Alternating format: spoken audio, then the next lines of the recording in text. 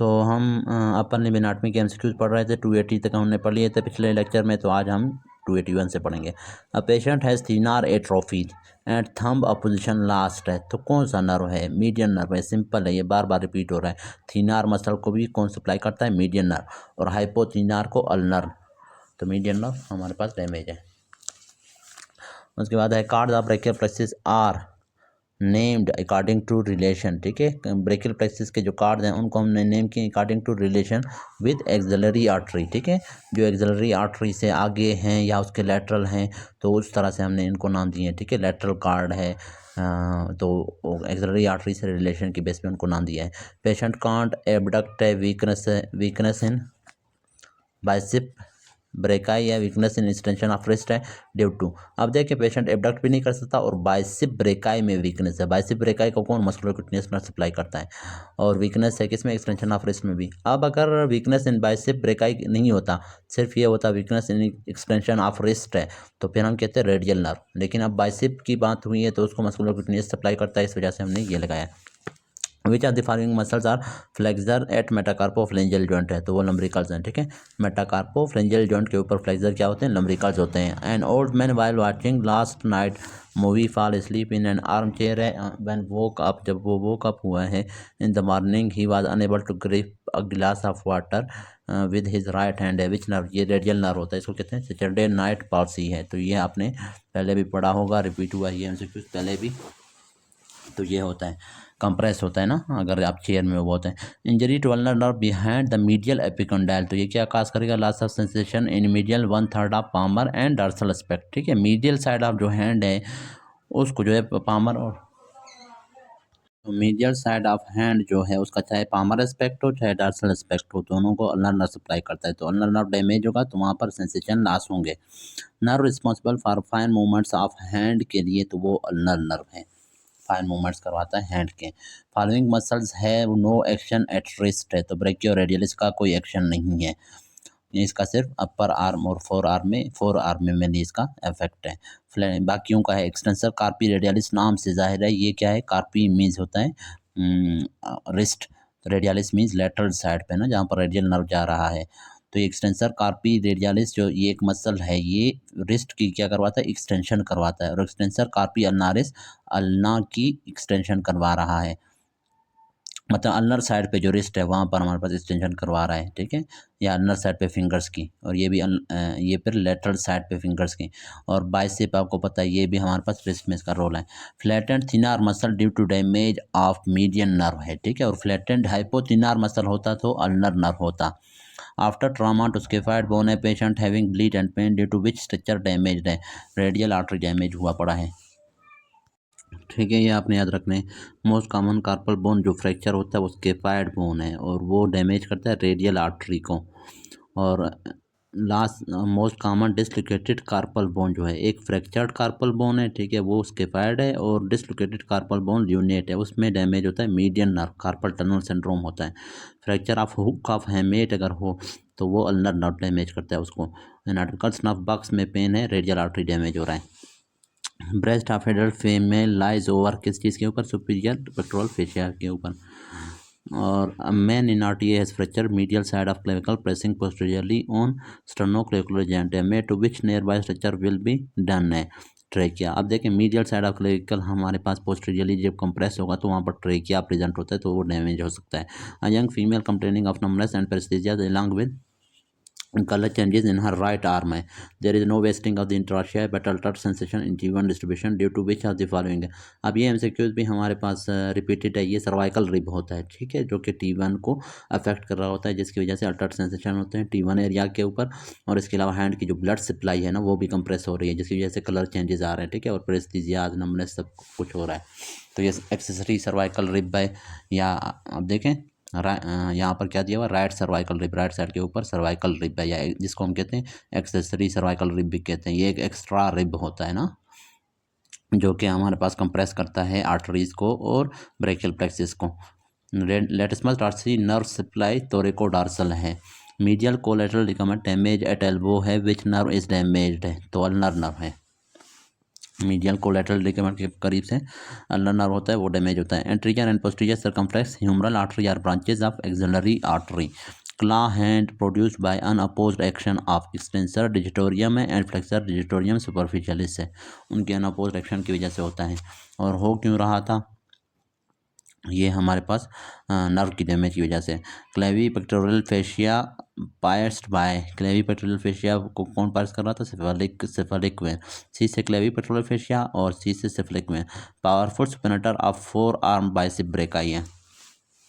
Injury below clavicle and above sternal angle is related to, clavicle के नीचे है और स्टर्नल एंगल के अबव है, तो ये कौन सा है? C5 C6 है, C7 C8 है या C3 C4 है? तो ये C3 C4 है, जो कि हमारे पास फ्रेनिक नर्व का भी हमारे पास पार्ट होते हैं। Latissimus dorsi nerve supply dorsal scapular nerve है, नहीं ये तो गलत लिखा हुआ है। लेटिसमस डार्सी का जो नर्व सप्लाई है वो है dorsal thoracic nerve, dorsal thoracic nerve होता है, स्केपुलर नर्व नहीं होता, जो कि यहाँ पर दिया नहीं हुआ। ठीक है, लॉन्ग थोरेसिक नर्व किसका था? सेरेटस एंटीरियर का था। और डार्सल थोरेसिक नर्व या थोरेको डार्सल नर्व वो है लेटिसमस डार्सी का। डार्सल स्केपुलर नर्व तो सब स्केपुलर और रोम्बाइड वगैरह का था, तो ये स्टेम ही गलत है, वो ऑप्शन दिया ही नहीं हुआ इन्होंने आंसर में ना। Which muscle fixes scapula to medial border of vertebral column, rhomboids हैं। ठीक है, स्केपुला को फिक्स करते हैं with medial border of vertebral column. All small muscle of hands supplied by, small muscle of hands तमाम को कौन सप्लाई करता है? Rami of T1। ठीक है, और सी अब ये इस तरह से आ सकता है, C8 T1 दिया हुआ है, more than ulnar plus median है, मोर देन T1 है, मोर देन अल्नर। अगर C8 T1 एक ऑप्शन में दिए हुए तो उसको आपने करेक्ट करना है। वो अगर फिर वो नहीं है तो अल्नर प्लस मीडियन एक ऑप्शन में ही दिए हुए हैं तो फिर उसको आपने टिक करना है। वो भी ऑप्शन में नहीं है तो फिर T1 को आपने टिक करना है। वो भी नहीं है, अल्नर है सिर्फ, तो फिर उसको टिक करना है। तो ये सीक्वेंस भी आपने याद रखने होते हैं। ठीक है, मीडियन और damage superficial to flexor retinaculum which lesion will occur loss of opposition of thumb. हाँ, अब फ्लेक्सर रेटिनाकुलम के सुपरफिशियल अगर मीडियन और डैमेज हो रहा है तो क्या होता है? Opposition opponent process muscle affect होता है। और thumb flexion is caused by deep branch of ulnar nerve. ठीक है, अब थंब फ्लेक्शन क्या है? अब देखिए मैंने आपको बताया था फ्लेक्सर पोलिसिस ब्रेविस को कौन सप्लाई कर रहा था? Median nerve. तो मीडियन नर्व भी हेल्प कर रहा है, लेकिन फ्लेक्सर पोलिसिस जो लॉन्गस है उसको मीडियन नर्व भी सप्लाई करता है और deep branch of ulnar nerve भी। अब मीडियन नर्व तो यहाँ पर इन्होंने दिया नहीं हुआ, तो इस वजह से deep branch of ulnar nerve उसको आपने टिक करना है, क्योंकि वो भी थंब की फ्लेक्शन करवाता है ना, फ्लेक्सर पोलिसिस लॉन्गस जो है। Passes about transverse carpal ligament है, ये बार बार रिपीट हो रहा है, अल्नर नर्व, बाकी सारे उसके नीचे से। Cervical fascia encloses which muscle in it, cervical fascia में कौन सा मसल इनक्लोज हुआ पड़ा होता है?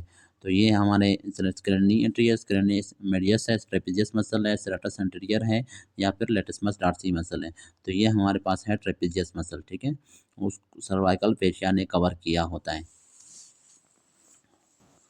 और deltoid muscle nerve supply, deltoid muscle की नर्व सप्लाई क्या है? एक्सिलरी नर्व है, जो कि एबडक्शन करवाता है deltoid muscle up to 90 degree. ठीक है, और muscle attached by aponeurosis palmaris longus है। Posterior and anterior humeral artery branches हैं एक्सिलरी आर्टरी की। और उसके बाद है posterior interosseous nerve supply which muscle, किस मसल को सप्लाई करता है? एंकोनियस है, सुपेनेटर है, सुपेनेटर को सप्लाई करता है। पोस्टीरियर इंटरऑशियस नर्व सुपेनेटर मसल को सप्लाई करता है, और ये ब्रांच है किसकी? रेडियल नर्व की। सुपेनेशन में हम लोगों ने पढ़ा नहीं है बार बार कि सुपेनेशन में मस्कुलोक्यूटेनियस और कौन सा नर्व? रेडियल नर्व हेल्प कर रहे होते हैं। तो रेडियल नर्व की ब्रांच होती है पोस्टीरियर इंटरऑशियस नर्व, वो सुपेनेटर मसल को सप्लाई करता है, जो कि सुपेनेशन करवा रहा होता है आर्म की। ये सी नहीं है। ठीक है, ये रटा इसका डी है। Patient has weakness in flexion supination and sensory loss on lateral side है। Which of the following nerve injury is responsible for this है? तो मस्कुलोक्यूटेनियस है। ठीक है, फ्लेक्शन में भी वीकनेस है, सुपेनेशन, ये देखें अभी ऊपर मैंने बताया सुपेनेशन में मस्कुलोक्यूटेनियस नर्व का, और सेंसरी सेंसेशन भी दे रहा होता है लेटरल साइड पे। तो यहाँ पर अगर ये नहीं होता, सुपेनेशन और फ्लेक्शन नहीं होता, सिर्फ सेंसरी लॉस होता ऑन लेटरल साइड, वो भी अपर फोर आर्म का, तो फिर हम लगाते एक्सिलरी नर्व। ठीक है, और एबडक्शन दिया होता साथ में।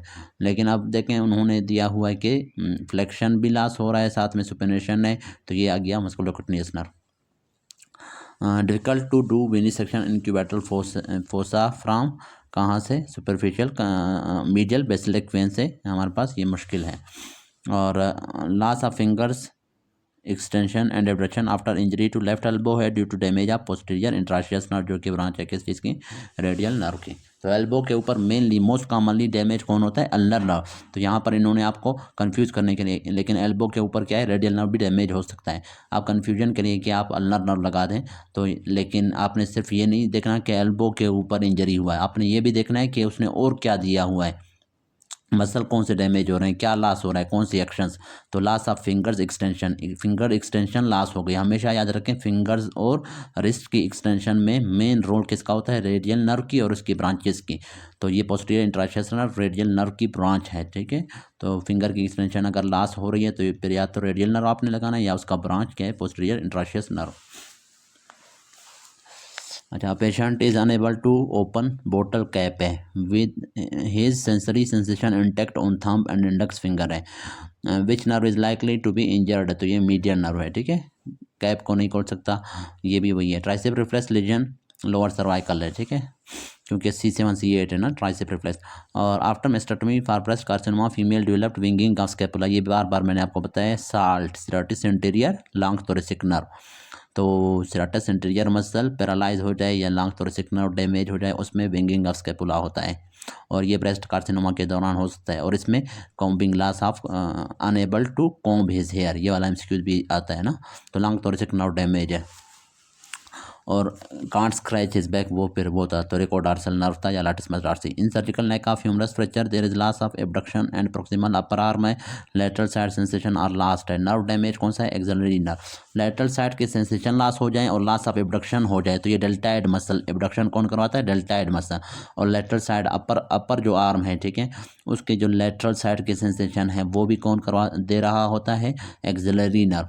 तो ये एक्सिलरी नर्व इंजर हुआ है। After clavicular fracture patient is unable to perform lateral rotation of arm है, मसल इन्वॉल्व कौन सा, टेरिस माइनर है।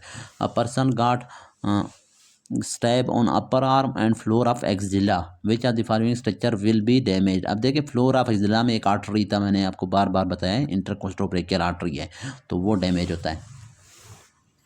A boy, a baby after an obstructed delivery presented with inability to abduct the arm है, loss of flexion है and loss of supination of arm at elbow joint है due to damage to, ये आर्ब्स palsy है, ठीक है। अपर trunk, अपर जो trunk brachial plexus का जब डैमेज हो, कंप्रेस हो, तो उसमें आर्ब्स पाल्सी होता है, जिसको वेटर्स टिप भी कहते हैं, जिसमें लॉस ऑफ एबडक्शन होता है नंबर 1, दूसरा लॉस ऑफ फ्लेक्शन होता है, तीसरा लॉस ऑफ सुपिनेशन होता है, ठीक है। तो हैंड क्या होता है, एक्सटेंडेड होता है और एडक्टेड होता है, और क्या होगा, प्रोनेटेड फॉर्म में होता है, सुपनेशन नहीं हो सकती एल्बो जॉइंट के ऊपर। तो ये हमारे पास आर्ब्स पाल्सी है। और अगर लोअर ट्रंक डैमेज हो जाए उसको हम किसकी, ब्रेकियल प्लेक्सिस की, तो उसको फिर हम कहते हैं Klumpke's palsy. Commonly fractured bone in hands के फायड और commonly dislocated bone lunate. Pectoralis major flap will get blood supply from which of the following है, thoracoacromial. First rotator of arm कौन सा है, सुप्रास्पाइनेटस है। First group of lymph node of breast is deep in axilla related to internal thoracic artery. In lateral rotation of arm में muscle involved, lateral rotation में teres minor and infraspinatus involved होते हैं। Medial side of scapula fractured है, by which muscle is not damaged है। medial side of scapula अगर fracture हो तो उसमें कौन सा डैमेज नहीं होगा, supraspinatus, infraspinatus, rhomboid major। और आगे देखते हैं क्या दिया हुआ है, रोम्बाइड माइनर और लेवेटर। तो ये हमारे पास स्पाइनेटस इंफ्रास्पाइनेटस है, ठीक है। वो हमारे पास क्या है, मीडियल साइड पे डैमेज नहीं होता, क्योंकि मीडियल साइड पे वो प्रेजेंट ही नहीं होता, ठीक है, इंफ्रास्पाइनेटस। तो ये मीडियल साइड ऑफ स्कैपुला पे प्रेजेंट नहीं होता। उसके बाद है मैन लिफ्टेड हैवी वेट है, सडन पेन है इन आर्म है, on examination swelling in upper forearm of the muscle है which is attach to radial tuberosity. अब रेडियल ट्यूबरसिटी आपको पता है वहाँ पर वैसे ब्रेका अटैच है। Most common site of rib fracture कौन सा होता है, एंगल ऑफ रिब है। Structure crossing superficial to fracture retinaculum है, रिपीटेड है, पामारिस लॉन्गेस्ट है, और अगर कभी कभार दिया होता है अल्नर नर्व तो वो होता है। Deep palmar arch bleed after trauma of a child है, what should be done to stop bleeding है। तो रेडियल आर्टरी को आपने, क्योंकि डीप पामर आर्ट जो है रेडियल आर्टरी बना रहा होता है, उसकी ब्रांचेस बना रहे होते हैं। तो रेडियल आर्टरी को पिंच करो तो ब्लीडिंग स्टॉप होगी, मतलब डिक्रीज होगी। A patient after fall on outstretched hand with trauma on wrist develops dislocation of lower portion of joint posteriorly and medially, most probably he has. तो ये क्या है, कोलीज फ्रैक्चर है, जिसको हम कहते हैं डिनर फॉर्क डिफॉर्मिटी भी कहते हैं। तो ये दो हमारे पास आ रहे थे, एक कोलीज फ्रैक्चर था, दूसरा था स्मिथ फ्रैक्चर। ये दोनों क्या थे, लोअर रेडियल फ्रैक्चर्स थे। तो एक में क्या था, जो रेडियस था उसकी उसका जो प्रोक्सिमल पार्ट था ना, उसकी क्या डॉर्सल डिसलोकेशन हो रही थी, ठीक है ना, ये देखें। और एक में क्या था, प्रोक्सिमल डिसलोकेशन हो रही थी। जो प्रोक्सिमल डिसलोकेशन होती है अब इस तरह है ना, ये पिछले लेक्चर में भी मैंने आपको बताया था। देखें इसमें क्या है, डिसलोकेशन हो रहा है lower portion of the joint का। लोअर पोर्शन मतलब जो फ्रैक्चर से आगे वाला हिस्सा है वो पोस्टीरियरली जा रहा है और मीडियली, और जो प्रोक्सिमल पोर्शन है वो प्रोक्सिमली जा रहा है रेडियस का। तो इसको कहते हैं कोलीज फ्रैक्चर है। और इसके अपोजिट अगर होगा तो वो स्मिथ फ्रैक्चर है। Median nerve injury leads to thenar wasting, और अल्नर नर्व इंजरी अगर होता तो वो लीड्स टू क्या होता, हाइपोथिनर वेस्टिंग।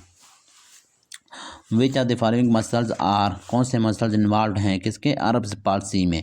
अब बाइसेप, ये बाइसेप इंफ्रास्पाइनेटस है, ब्रेकियालिस है, डेल्टाइड, ये आपने याद रखना है, ये सारे इन्वॉल्व होते हैं अरब्स पाल्सी में। और डैमेज ब्रेकियल प्लेक्सिस का कौन सा हिस्सा, अपर ट्रंक डैमेज हुआ है। Breast cancer in female metastasize to the peritoneum and pelvic organs है। रूट ऑफ मेटास्टेसिस क्या, वीनस कनेक्शंस होते हैं। Girl of 11 year was referred to x-ray department of for x-ray at elbow joint है। Non age, so x-ray will be to know age है, so x-ray will be off, ठीक है, किस चीज़ की करेंगे, लेटरल एपिकंडाइल, क्योंकि 11 ईयर के ऊपर लेटरल एपिकंडाइल की ओसिफिकेशन हो चुकी होती है। A young man was thrown off his motorcycle in a traffic accident. He landed on his shoulder. On examination, his upper limb was hanging by his side.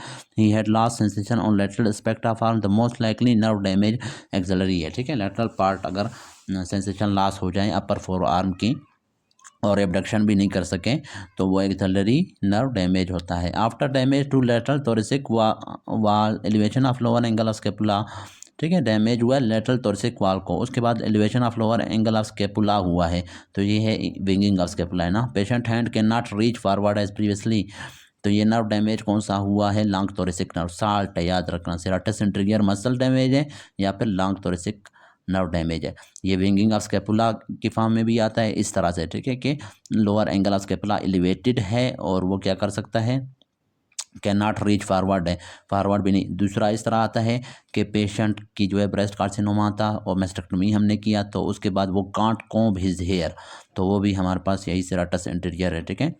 और बल्कि उसमें कांट कॉम्ब हिज हेयर में serratus interior नहीं, उसमें आप वो करेंगे वो trapezius muscle spinal accessory nerve है, ठीक है। लेकिन विंगिंग ऑफ स्केपुला या इस तरह से आ जाए तो वो सेराटस इंटीरियर या लॉन्ग थोरेसिक नर्व है। और अगर वो कहे कांट स्क्रैच हिज बैक है तो उसमें है लेटिस्मस डॉर्सी या डॉर्सल थोरेसिक नर्व है। उसके बाद है powerful supination of the forearm कौन करवाता है, बाइसेप ब्रेका है। A shoulder joint, a shoulder separation that involve the lateral end of the clavicle है। उसके बाद है sliding on to the superior aspect of the acromion would likely result from the damage to coracoclavicular ligament की वजह से। Patient has lost of सुपेनेशन which of the following nerve injury is responsible for this है। तो ये हमारे पास radial and musculocutaneous nerve, ये बार बार आ रहा है कि ये सुपेनेशन करवाता है। Extensor retinaculum second compartment contain which structure है, एक्सटेंसर कार्पी रेडियलिस लॉन्गेस्ट होता है, ठीक है, एक्सटेंसर रेटिनाकुलम है। और ये देखें फर्स्ट में कंपोनेंट में एक्सटेंसर पोरेसिस ब्रेवियस और एबडक्टर पोरेसिस लॉन्गस है, दूसरे में क्या है, एक्सटेंसर कार्पी रेडियलिस लॉन्गस है और एक्सटेंसर कार्पी रेडियलिस ब्रेवियस है। अब ये देखें नाम से जाहिर है, extensor carpi radialis longus, longus long muscle है, ब्रेवियस शॉर्ट मसल है, और एक्सटेंसर्स हैं दोनों, कार्पी किसके हैं, रिस्ट के, साथ में क्या है, लेटरल फिंगर्स के, रेडियलिस मीन्स लेटरल साइड के fingers, lateral side of hand. Sentinel lymph node of the breast है, फर्स्ट ड्रेनेज कहाँ पे होती है, एलॉन्ग इंटरनल थोरेसिक आर्टरी है। तो ये हमारे पास अपर लिम्फ के एमसीक्यूज कंप्लीट हो गए एनाटॉमी के, और नेक्स्ट लेक्चर में फिर आगे पढ़ेंगे। इस लेक्चर में इतना काफ़ी है। अगर आपको कुछ समझ नहीं है तो आप कमेंट्स में पूछ सकते हैं। Thank you.